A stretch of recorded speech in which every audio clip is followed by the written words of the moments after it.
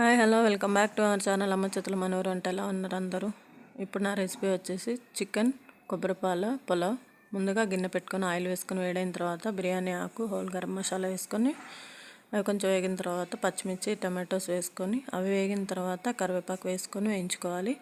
ఇవి వేగిన తర్వాత మనం ఫ్రెష్గా నూరుకున్న అల్లం వెల్లుల్లి పేస్ట్, తర్వాత కడిగి పెట్టుకున్న చికెన్ వేసుకొని కలుపుకొని అది కొంచెం వేగిన తర్వాత 1.5 స్పూను కారం వేసుకోవాలి. తర్వాత ఉప్పు వేసుకోవాలి, టేస్ట్కి సరిపడినంత ఉప్పు వేసుకొని కలుపుకున్న తర్వాత మనం ముందుగా తీసి పెట్టుకున్న గ్లాస్కి నేను 2 గ్లాసెస్ పోసాను. మా రైస్కి వాటర్ ఎక్కువ పడుతున్నాయి. 2 గ్లాసులు కొబ్బరి పాలు పోసాను. తర్వాత అందులో పైనుంచి హాఫ్ నిమ్మకాయ పిండుకోవాలి. పిండుకున్న తర్వాత ఇందులో మనం గరం మసాలా వేసుకోవాలి. నేను ఇది ఇంట్లో చేసి పెట్టుకున్నది ఫ్రెష్గా.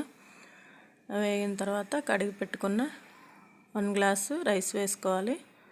వేసుకొని ఒకసారి కలుపుకొని మూత పెట్టుకొని చూడండి ఇలా ఉడుకుతూ ఉంటుంది.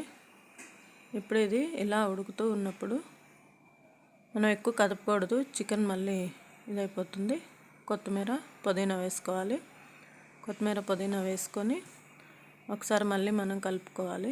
ఇంత ఫ్రెండ్స్, నచ్చితే లైక్ చేయండి, షేర్ చేయండి, అలానే సబ్స్క్రైబ్ చేసుకోండి. Bye friends.